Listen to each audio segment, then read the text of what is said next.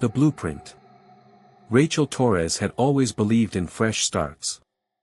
That's why she'd spent every penny of her divorce settlement on the custom-built house at 1247 Oakwood Drive. No previous owners, no history, no ghosts, just pristine walls and floors that had never known another family's footsteps. The architect, Thomas Brennan, had seemed almost too eager to please.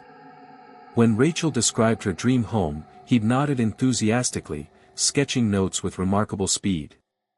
"I understand exactly what you need," he'd said, his pale eyes gleaming. "A place where you can truly start over." The construction had taken 8 months. Rachel visited the site weekly, watching her sanctuary rise from the foundation up. The workers seemed competent but oddly quiet, avoiding eye contact and speaking in hushed tones when they thought she wasn't listening. Moving day arrived on a crisp October morning. As Rachel stood in her new foyer, breathing in the smell of fresh paint and new carpet, she felt a profound sense of accomplishment. At 34, after years of a suffocating marriage, she finally had a space that was entirely her own. The house exceeded her expectations. Every room flowed perfectly into the next, exactly as she'd envisioned. The master bedroom faced east for morning light. The kitchen island provided the workspace she'd always wanted. Even small details, the height of counters, the placement of outlets, seemed designed specifically for her habits and preferences. But that first night, Rachel discovered something she hadn't anticipated in the blueprints. She woke at 2:17 a.m. to the sound of typing. Not loud, but steady and rhythmic, coming from somewhere downstairs. Rachel lay still, listening. The sound was definitely typing, the old-fashioned mechanical kind, not the soft clicking of a modern keyboard. Rachel crept downstairs, following the sound to her home office. The room was empty, but the typing continued for another 30 seconds before stopping abruptly. She checked every corner, every possible hiding place. Nothing. The next morning, Rachel convinced herself she'd dreamed it. New houses made strange sounds as they settled. The typing was probably pipes expanding or contracting. But the second night, she heard it again. This time, Rachel was ready. She slipped out of bed immediately and padded silently toward the office. As she approached, the typing stopped, but she caught sight of something that made her blood freeze. The computer on her desk was on, displaying a document that hadn't been there when she went to bed. The screen showed what appeared to be a floor plan, not her house's floor plan, but something similar. The layout was almost identical, but with subtle differences. An extra room here, a missing door there, dimensions that didn't quite match. Rachel moved closer to examine the document. At the top of the page, in bold letters, Revision 47, Subject, Rachel Torres, Architectural Modifications for Optimal Containment. Below the title was a detailed analysis written in clinical, technical language. Subject shows strong attachment to eastern exposure in sleeping quarters. Modify master bedroom to eliminate western windows. Subjects experience disorientation when unable to track sun movement. Install one-way glass on eastern wall to maintain subject's comfort while enabling observation. Rachel's hands shook as she scrolled down. The document contained dozens of similar modifications, each designed to subtly influence her behavior. Kitchen island placement calculated to encourage subject to cook facing north wall. Install concealed cameras behind decorative tile pattern. Subject's eating habits must be monitored for Phase 2 implementation. Home office position to maximize typing acoustics. Subject responds to familiar sounds. Mechanical typing triggers nostalgia for childhood home. Use sound to establish predictable sleep disruption pattern. Basement access relocated to utility closet. Subject expresses fear of basements in intake interview. Concealing entrance reduces anxiety while maintaining emergency access for research team. Rachel scrolled frantically through page after page of psychological analysis and architectural manipulation. Every detail of her dream home had been engineered to study her, control her, shape her behavior according to some incomprehensible agenda. And at the bottom of the document, Thomas Brennan, lead architect, project metamorphosis, iteration 47 of 50 planned. Rachel stumbled backward from the computer. Thomas Brennan hadn't been building her dream house, he'd been constructing an elaborate cage, customized specifically for her psychological profile. She ran upstairs and grabbed her phone to call the police, but found no signal. The landline was dead too. Rachel tried the front door, but the deadbolt wouldn't turn. The key that had worked perfectly for months now refused to engage. Panic rising, Rachel checked every door and window on the ground floor. All were locked from the outside, not with normal locks, but with some kind of electronic mechanism she couldn't override. As dawn broke, Rachel heard vehicles approaching. Through her kitchen window, she watched 3 black SUVs pull into her driveway. Men in dark suits emerged, along with Thomas Brennan, carrying what looked like medical equipment. Brennan approached the front door and spoke through it, his voice carrying clearly through the house's sound system, a system Rachel hadn't known existed. "Good morning, Rachel. I hope you slept well. Please don't be alarmed. We're here to begin phase 2 of your rehabilitation." "Rehabilitation?" Rachel shouted back. "What are you talking about? Let me out of here." "You purchased this house as a fresh start after your divorce," Brennan continued calmly. "What you didn't realize is that your ex-husband contracted our services. He was concerned about your mental stability after the separation. The court papers you signed included a consent clause for experimental psychiatric treatment." Rachel's mind reeled. She remembered signing dozens of documents during the divorce proceedings, barely reading them in her eagerness to be free of her marriage. Had she unknowingly agreed to become a test subject? Project Metamorphosis is designed to rehabilitate individuals suffering from domestic trauma, Brennan explained. "We create custom environments that allow subjects to heal while we study their psychological patterns. Your house has been gathering data on your sleep cycles, eating habits, stress responses, and social interactions for 8 months." Through the window, Rachel watched the men unpacking equipment. Some carried laptops and monitoring devices, others wheeled in what looked like medical apparatus. "The typing you've been hearing are progress reports being compiled automatically by the house's AI system. Every aspect of your behavior has been recorded and analyzed. We now have enough data to begin direct intervention." Rachel backed away from the window. Direct intervention sounded ominous, clinical, like something that would be done to a lab rat rather than a human being. "Your psychological profile indicates severe trust issues stemming from your marriage," Brennan continued. "Phase 2 will involve controlled social interactions with our staff to rebuild your capacity for healthy relationships. The process typically takes 6 to 12 months. I never consented to any of this." Rachel screamed. "Actually, you did. Paragraph 47, subsection C of your divorce settlement. Your ex-husband was very thorough.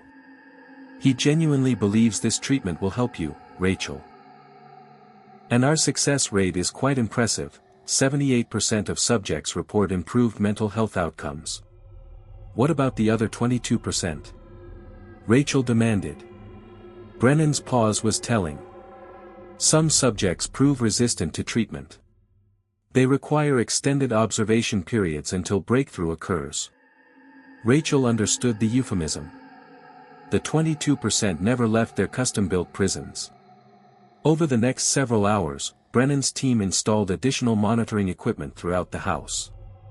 Rachel watched from upstairs as they mounted cameras, placed sensors, and connected devices she couldn't identify. Her home was being transformed into a high-tech laboratory with her as the primary specimen. That evening, Brennan introduced her to Dr. Sarah Chen through the intercom system. "Hello, Rachel. I'll be your primary therapist throughout phase 2. I know this situation feels overwhelming, but I want you to know that everything we're doing is designed to help you heal from your traumatic marriage." "My marriage wasn't traumatic," Rachel protested. "It was boring and suffocating, but it wasn't traumatic."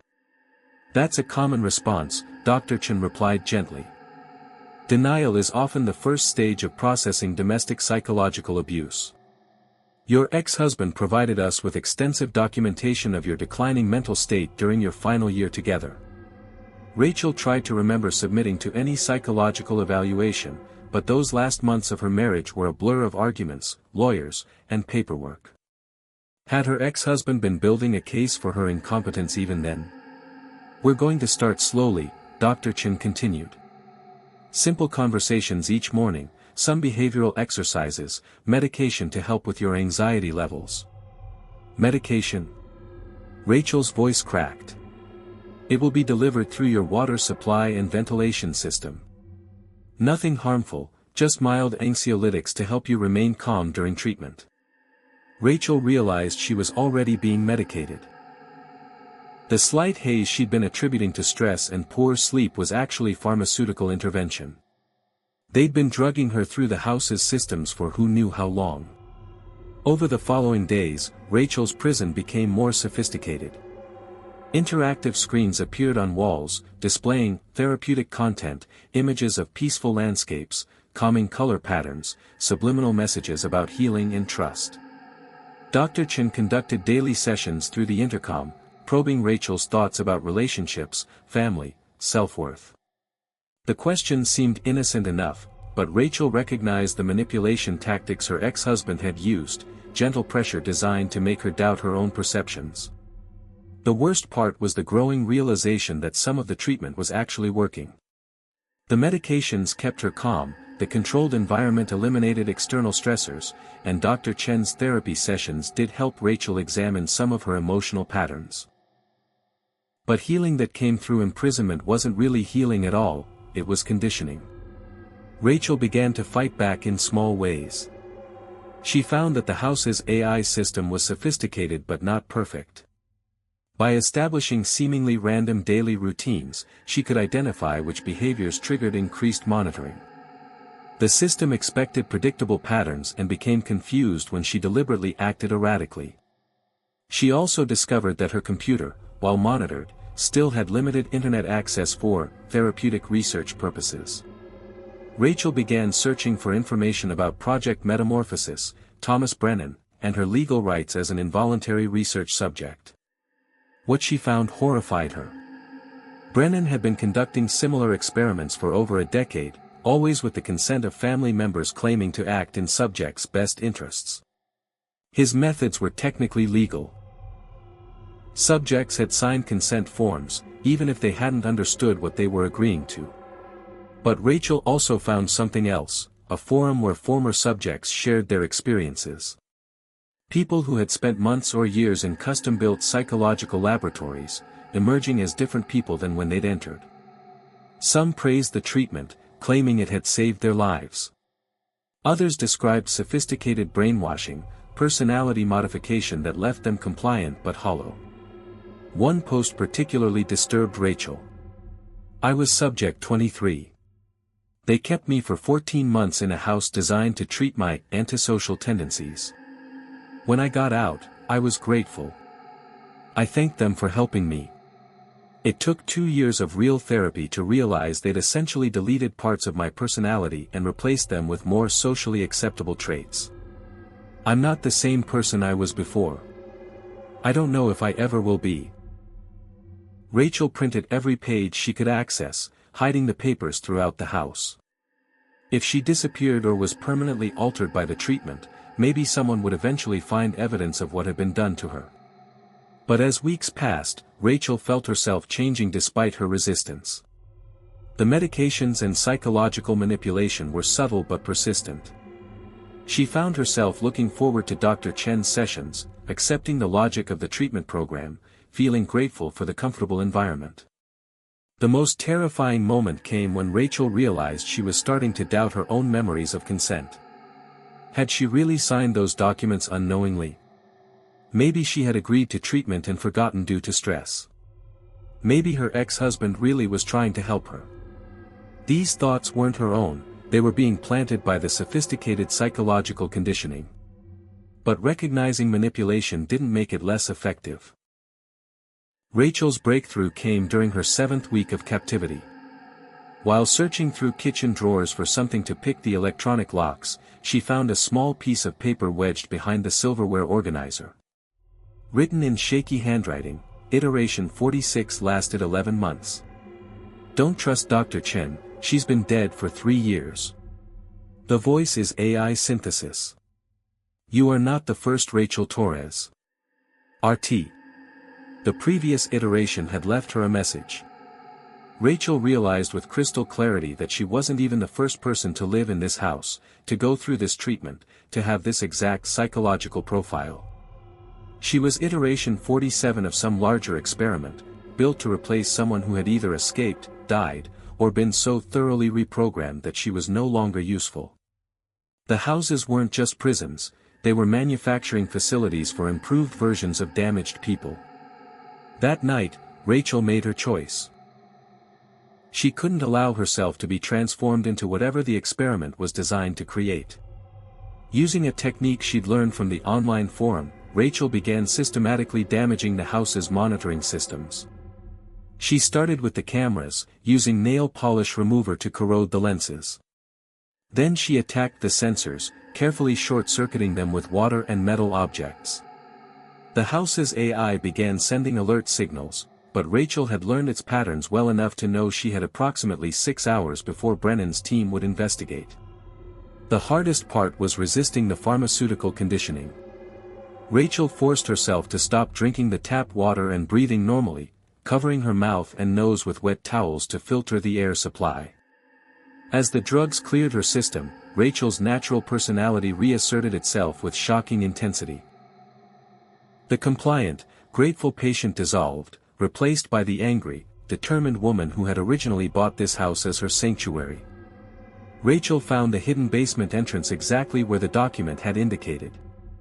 Below her house was a control room filled with monitoring equipment, psychological analysis charts, and video feeds from dozens of other custom-built houses. She wasn't the only current subject. Screens showed other people in other houses, all undergoing similar treatment programs. Men and women of various ages, all living in architecturally customized prisons designed to modify their personalities. Rachel found files on iterations 1 through 46 of her own case.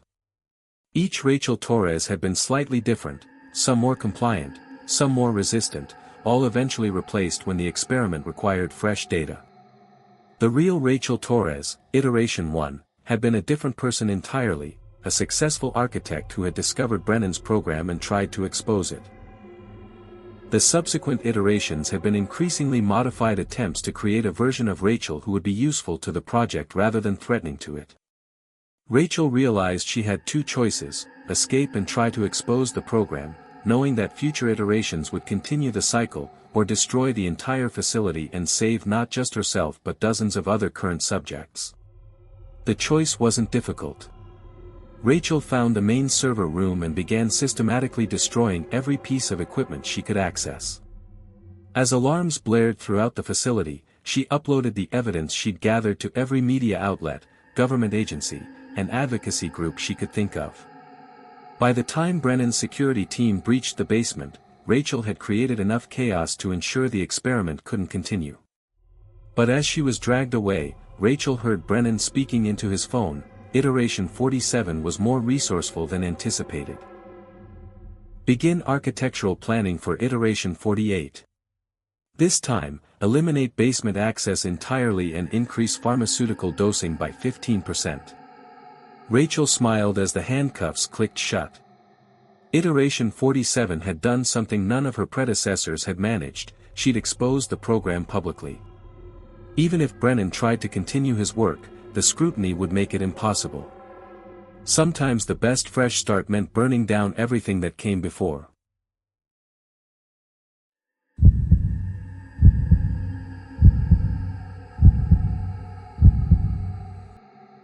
The reflection. Anna Kozlov had always avoided mirrors after dark. It wasn't superstition, just an old habit from childhood, when her grandmother warned that mirrors at night showed things that weren't meant to be seen. But when Anna found the Victorian house on Ashford Street, with its impossibly low rent and stunning architectural details, she decided some old fears were worth confronting. The house was a restoration project that had been completed just months before Anna viewed it. The previous owner, an elderly contractor named William Hayes, had spent 3 years meticulously returning the 1890s mansion to its original grandeur. Then, according to the realtor, he'd suffered a sudden heart attack and his estate was eager to rent quickly. What drew Anna to the house weren't just the period details, the crown molding, the hardwood floors, the original fixtures, but the mirrors. Every room contained at least one antique mirror, some of them massive pieces that must have cost more than Anna's car. Ornate Victorian mirrors with silver backing that had developed the characteristic dark spots of age, creating mysterious shadows in their reflective depths. Mr. Hayes was obsessed with mirrors, the realtor explained as they toured the house. He said they were essential to the house's authentic period feel. He had them restored by specialists, they're worth a small fortune. Anna loved them. The mirrors made every room feel larger, brighter, more elegant than her cramped apartment. When she signed the lease that afternoon, she felt like she was stepping into a more sophisticated version of her own life. Moving in took 2 days. Anna was a freelance graphic designer, so she could work from anywhere, and the house's natural light was perfect for her home studio. She set up her computer in the sunroom, surrounded by 3 different mirrors that caught and reflected the morning light in beautiful, complex patterns. The first strange incident happened on her 3rd night. Anna woke around 2 a.m. with the distinct feeling that someone was watching her. The sensation was so strong she sat up in bed, scanning the room for intruders. The master bedroom contained 2 mirrors, a full-length standing mirror near the wardrobe and an ornate vanity mirror across from the bed. In the vanity mirror, Anna could see her reflection sitting up in bed, exactly as she was.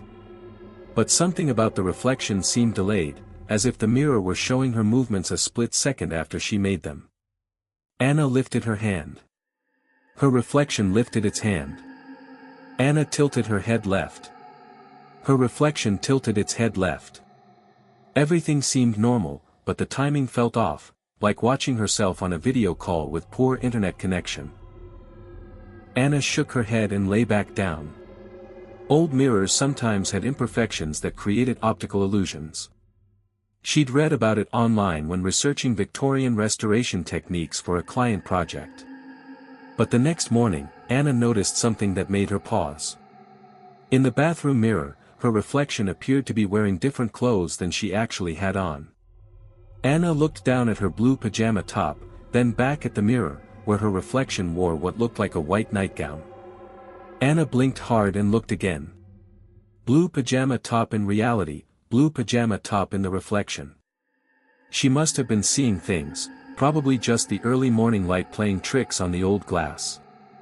Over the next week, similar incidents occurred with increasing frequency. Reflections that seemed to move independently, clothing that appeared different in mirrors than in reality, and always that strange sense of being watched whenever she passed by the antique glass. Anna began paying closer attention to the mirrors, studying them for defects or distortions that might explain the optical illusions. What she discovered was far more disturbing than simple imperfections. The mirrors were perfect. Too perfect. Despite being over a century old, the glass showed no warping, no bubbles, no distortion of any kind. The silvering was flawless, with only superficial dark spots that seemed purely decorative rather than signs of actual aging. These weren't restored antique mirrors, they were modern reproductions made to look old. Why would William Hayes have spent a fortune on fake antique mirrors when authentic ones would have been more valuable and historically accurate? Anna decided to research the house's history. What she found in the county records confused her more than it clarified anything. The house had indeed been built in 1890, but it had burned down completely in 1923, killing the entire family who lived there. The current structure was a complete reconstruction built in the 1950s and designed to look like the original Victorian mansion. So why had the realtor described it as a restoration project? And why was William Hayes's obituary nowhere to be found online or in local newspaper archives? Anna tried calling the realtor for clarification, but the number was disconnected. The realty company had no record of the agent who'd shown her the house, a woman named Margaret Finch who apparently didn't exist. That evening, Anna decided to confront the mirrors directly. If something strange was happening with them, she wanted to understand what. She positioned herself in front of the largest mirror in the living room, an ornate floor-to-ceiling piece with an elaborate carved frame. Anna stared at her reflection, looking for any sign of the delays or discrepancies she'd been noticing. For several minutes, everything appeared normal. Then, slowly, Anna noticed that her reflection seemed to be in a slightly different room. The furniture was the same, positioned identically, but small details were different. The painting above the mantelpiece showed a different scene. The lamp on the side table had a different shade.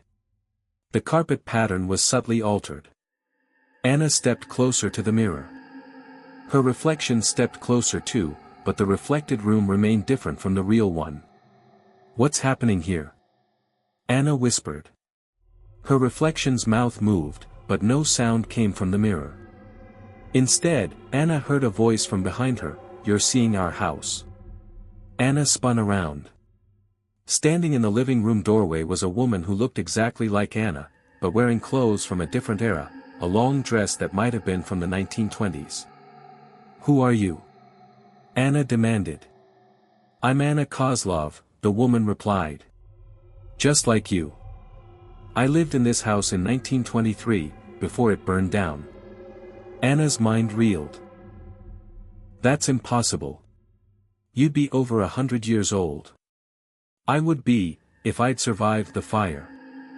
The other Anna stepped into the room. "But I didn't. None of us did." "Us?" As if summoned by the question, more figures began appearing throughout the house. Anna heard footsteps on the stairs, voices in other rooms, the sounds of people living and moving through the space. But when Anna looked for the sources of these sounds, she saw only empty rooms reflected in the mirrors, and in those reflections, the rooms were full of people. "The mirrors don't show the present," the 1920s Anna explained. "They show all the times this house has existed. Every family who's lived here, every version of this space. We're all here together, just at different times." Anna looked around the room with new understanding. Every mirror showed a slightly different version of the same space, different furniture, different decorations, different time periods. "The house was rebuilt to match the original exactly," the other Anna continued. "Same dimensions, same layout, same architectural details. But something about the reconstruction created a temporal overlap. All the different versions of the house exist simultaneously." "That doesn't make sense," Anna protested. "Look in the hallway mirror," the other Anna suggested. Anna walked to the hallway, where an oval mirror hung beside the front door. In its reflection, she saw the hallway exactly as it was, but with a family from what looked like the 1950s moving their belongings into the house. A man in a suit and fedora directed movers carrying furniture that would have been modern for that era. "Every family who's ever lived here is still living here," the other Anna explained. "The house collects us. The mirrors are windows between the different time periods." Anna began moving through the house systematically, checking each mirror. Every reflection showed the same spaces occupied by different people from different eras. The bathroom mirror showed a family from the 1960s. The kitchen mirror reflected a young couple from the 1980s preparing dinner. And in the bedroom mirror, Anna saw herself, but not as she was now. She saw herself as she would be in different timelines, living different lives in the same space. This is why the rent was so low, Anna realized. This is why there was no background check, no references required. The house needs people to complete the collection. William Hayes wasn't the previous owner, the 1920s Anna confirmed. He was the architect who rebuilt the house. He's been trying to find the right person to complete the temporal loop, someone who would connect all the different time periods. "What happens now?" Anna asked. "Now you choose," said a new voice. Anna turned to see a man in Victorian dress standing in the doorway, apparently from the original 1890s version of the house. "You can leave," he continued, "and the house will eventually find someone else. Or you can stay and become part of the collection. Help us maintain the connection between past and present. Anna looked around at the mirrors, each showing different versions of the same life, different families who had found happiness in this space across more than a century. What would staying mean? You'd live your normal life, the Victorian man explained. But you'd also help other versions of yourself, Anna from different time periods, experience the same happiness. The house preserves the best moments, the most meaningful experiences, and shares them across time. Anna thought about her cramped apartment, her isolated lifestyle, her struggle to make connections in the modern world. Here, she would never be alone. She would be part of something larger, something that transcended the limitations of linear time. There's one more thing, the 1920s, Anna added gently. Time moves differently here. You'll age normally, live a full life, but you'll also exist in all the other time periods simultaneously. You'll meet yourself at different ages, share experiences across decades. Anna looked in the nearest mirror and saw herself as an elderly woman, sitting in the same living room but decorated for a future era, surrounded by family members she hadn't met yet, children and grandchildren from timeline possibilities she could choose to experience. The decision wasn't difficult. Anna had always felt displaced in time, like she belonged to a different era. Here, she could belong to all eras. I'll stay, she said. As soon as she spoke the words, Anna felt the change. The house seemed to exhale around her, settling into a new configuration. The mirrors brightened, their reflections becoming clearer and more vivid. Anna could now see all the other versions of herself, past and future, different choices and different outcomes. She saw herself as a young woman in the 1950s, learning to cook in the same kitchen. She saw herself in the 1970s, painting in the sunroom with different light but the same creative passion. She saw herself in the 2040s, elderly but vibrant, teaching a grandchild to play piano on the same bench where she would practice for decades.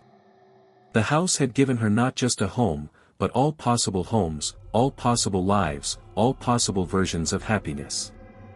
Anna walked to the largest mirror and placed her hand against the glass. Her reflection placed its hand against the glass from the other side, and for a moment, Anna felt connected to every person who had ever found peace in this space. 6 months later, Anna's former landlord called the police to report her missing. They found no trace of her, no indication of where she might have gone. The house on Ashford Street was reported as vacant, its rent mysteriously paid in advance for the next 50 years. But sometimes, neighbors reported seeing lights in the windows at night, hearing music and laughter from rooms that should have been empty. When they looked through the windows, they saw nothing unusual, just empty rooms with beautiful antique mirrors reflecting empty space. They never thought to look at what the mirrors were reflecting back. In the mirrors, the house was always full of life, always full of family, always full of love that transcended the boundaries of time itself. Anna had found her place in the world, not just in the present, but in all the presents that had ever been or ever would be. The Victorian house on Ashford Street continued to wait for its next resident, its mirrors ready to offer another soul the gift of existing in all times simultaneously. Some homes are just houses. Others are doorways to everywhere you've ever belonged.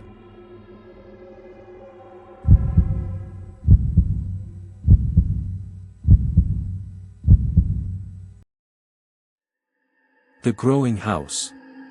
When Jessica Hartwell first saw the house on Meadowbrook Lane, she counted exactly 12 rooms during the walkthrough. 2 bedrooms, 1 bathroom, living room, kitchen, dining room, home office, laundry room, basement, attic, front porch, and back porch. She wrote the number down in her notebook, circling it twice because the house seemed perfect for her budget and needs. The seller, an elderly woman named Mrs. Chen, seemed eager to close quickly. "My late husband built this house with his own hands," she explained, keys trembling slightly in her weathered fingers. "Every board, every nail. He was very particular about the construction. Said it was a living thing that needed room to breathe and grow." Jessica assumed this was poetic language about craftsmanship. The house was indeed beautifully built, solid hardwood throughout, custom millwork, attention to detail that was rare in modern construction. At 28, working as a remote software developer, Jessica could afford the mortgage payments and looked forward to having space for her hobbies. She moved in on a Thursday in late September, bringing only the essentials. The house felt spacious but not overwhelming, exactly the right size for a single person who valued both comfort and efficiency. Jessica spent her first weekend arranging furniture and getting acquainted with her new home's quirks. The hot water took a few minutes to reach the upstairs bathroom. The kitchen window stuck slightly when opening. The basement stairs creaked on the fourth step. Normal old house characteristics that gave the place character. It was during her second week that Jessica noticed something odd. While working in her home office, she heard what sounded like construction noise coming from somewhere inside the house, not outside where renovation sounds would be expected, but actually within the walls. Hammering, sawing, the scrape of wood against wood. Jessica paused her work and listened carefully. The sound seemed to come from the area between her office and the kitchen, but there was nothing there except wall space. She checked both rooms thoroughly, finding no evidence of any construction activity. The sounds occurred sporadically over the next few days, always when Jessica was alone and focused on other activities. Brief episodes of building noise that stopped the moment she tried to investigate. 3 weeks after moving in, Jessica realized she could no longer remember the exact layout of the house. Standing in her kitchen, she tried to visualize the floor plan. Kitchen connected to dining room connected to living room connected to, what? There was another room there now, a small den that she didn't remember seeing during the walkthrough. Jessica walked through the house systematically, counting rooms. 13 total. Definitely 13, not 12. She found her notebook from the house hunting process and stared at the circled number, 12. But clearly, the house had 13 rooms. Had she miscounted during the viewing? Made an error in her notes? Jessica decided to measure and document everything precisely. Using a tape measure and graph paper, she created a detailed floor plan of the house as it currently existed. The process took most of a Saturday, but when finished, she had an accurate map of her home. That night, she heard the construction sounds again. This time, they continued for nearly an hour, steady, purposeful building activity somewhere within the walls. When Jessica woke the next morning, her carefully drawn floor plan no longer matched the house. There was a new room off the main hallway, a small study with built-in bookshelves and a window that looked out onto the side yard. The room was finished to the same standard as the rest of the house, with matching hardwood floors and trim work that blended seamlessly with the original construction.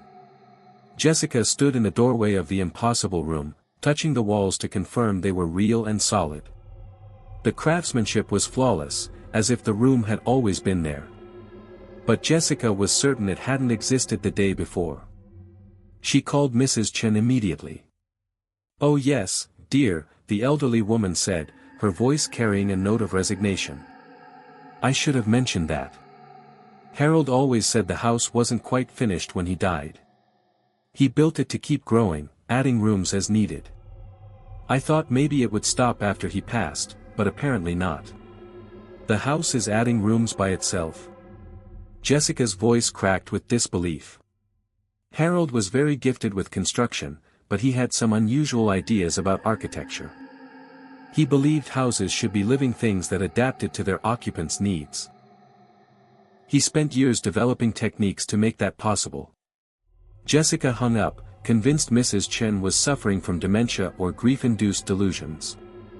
Houses didn't grow by themselves. There had to be a rational explanation. But over the following weeks, Jessica witnessed the impossible repeatedly. The construction sounds occurred every few nights, lasting anywhere from 30 minutes to several hours. Each episode was followed by the appearance of a new space, sometimes a full room, sometimes just a closet or alcove, always perfectly integrated with the existing structure.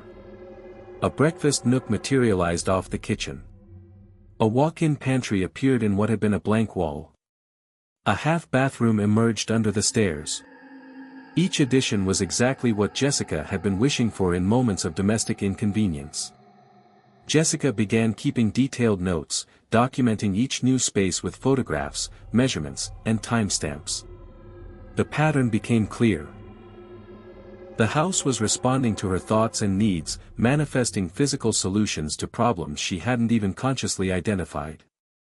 When Jessica wished for more storage while organizing her closet, a cedar-lined storage room appeared in the basement.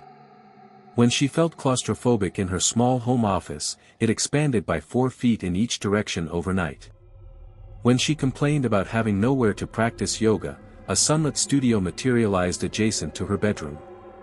The house was reading her mind and rebuilding itself accordingly. At first, Jessica found the changes delightful.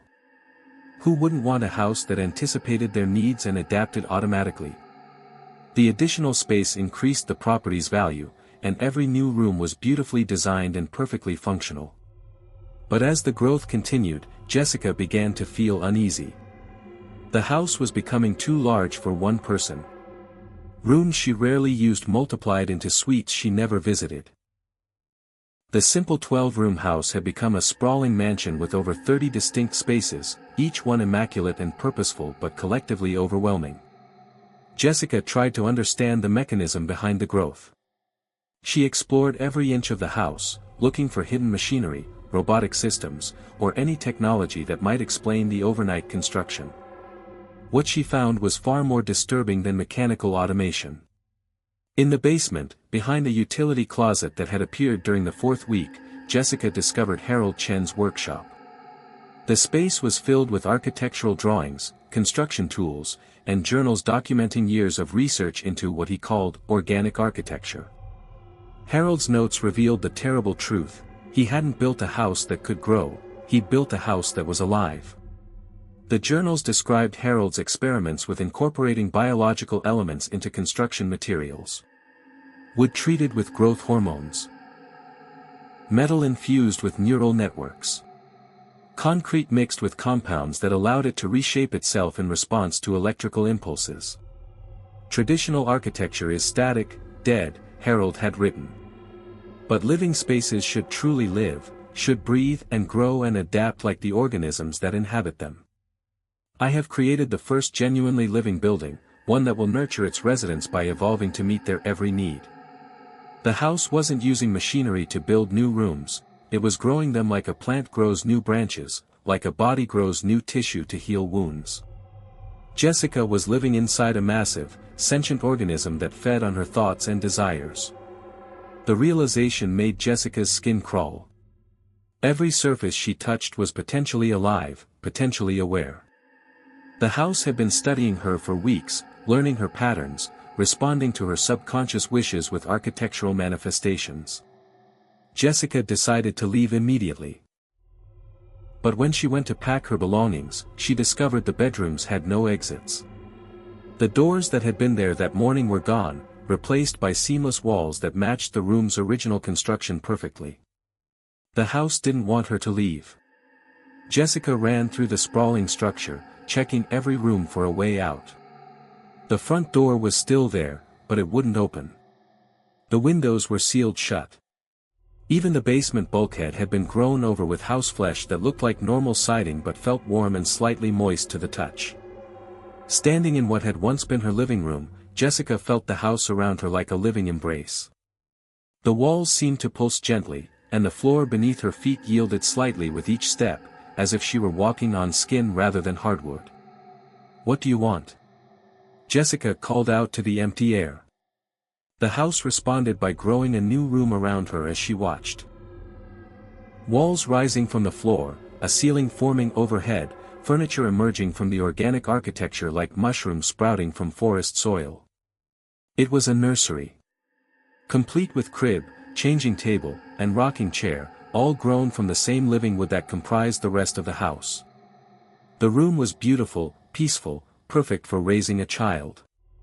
Jessica understood then what the house wanted. It wasn't just responding to her current needs, it was anticipating her future ones. The house wanted to be a family home, wanted to nurture children, wanted to grow across generations like Harold Chen had planned. But Jessica was single, had no immediate plans for children, no partner to build a family with. So the house would provide. As Jessica watched in horror, the nursery began producing sounds, not construction noises this time, but softer sounds. A baby's cry, muffled but insistent, coming from somewhere deep within the house's living structure. Jessica followed the sound through corridors that rearranged themselves as she walked, past rooms that shifted and changed to guide her toward the source of the crying. The house was leading her somewhere specific, somewhere important to its reproductive plans. She found herself in a room she'd never seen before, a medical facility that would have been impressive in any hospital. Examination table, monitoring equipment, supplies for childbirth and infant care, all grown from the house's organic architecture but somehow functioning with biological precision. On the examination table lay a woman who looked exactly like Jessica, but pregnant and unconscious. Tubes and wires connected her to monitoring devices that were part of the house itself, their readings displaying on screens that had grown from the walls. Jessica realized she was looking at herself, or rather, at what the house intended her to become. It had somehow created a duplicate version of her, modified for optimal reproduction, sustained by the house's biological systems until the child was ready to be born. The crying wasn't coming from a baby, it was coming from the unborn child inside her duplicate, somehow audible through the house's interconnected nervous system. Jessica backed away from the horrific scene, but found her path blocked. The house had closed off all exits from the medical room. It wanted her to witness its work, to understand her role in its reproductive cycle. More examination tables were growing from the floor, each one prepared for a different stage of the process. The house had planned to create multiple versions of Jessica, to harvest her genetic material and use it to populate itself with generations of human inhabitants who would feed its growth with their thoughts and needs. Jessica was not a tenant.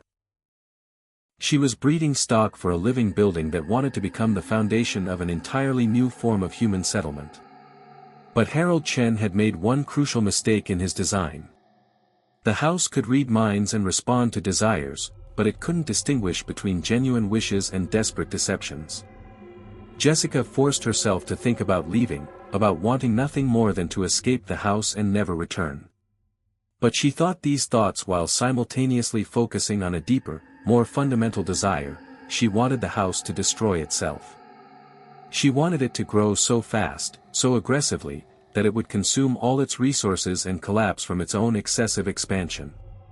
The house, reading her surface thoughts about leaving, began growing an exit, a door that led directly outside. But it was also reading her deeper desire for self-destruction and began implementing that as well. Jessica felt the house's growth accelerate around her. Rooms sprouted from every surface, multiplying exponentially. The structure expanded so rapidly that the foundation couldn't support it, and the carefully planned organic architecture began to buckle and tear. Jessica ran for the growing exit as the house destroyed itself in a frenzy of uncontrolled reproduction. Behind her, she could hear the building screaming, a sound like tearing wood and breaking glass, but somehow organic and anguished. She made it outside just as the house collapsed in on itself, its living architecture unable to sustain its own explosive growth. Where Harold Chen's masterpiece had stood, only a pile of ordinary lumber and conventional building materials remained. Jessica never learned what happened to the duplicate version of herself, whether it had been real or just another illusion created by the house's biological systems. She moved to an apartment across town and never spoke about her experience on Meadowbrook Lane. But sometimes, late at night, Jessica thought she could feel buildings around her responding to her thoughts, subtle shifts in temperature, barely perceptible changes in acoustics that suggested she might not have been the only person to encounter Harold Chen's living architecture. She began to wonder if the house on Meadowbrook Lane had been just the first successful experiment in a much larger project, and if other living buildings were quietly growing in other neighborhoods, waiting for the right residents to help them fulfill their organic destinies. Jessica never bought another house. Some risks were too great to take, and some technologies too dangerous to trust, no matter how convenient they might seem.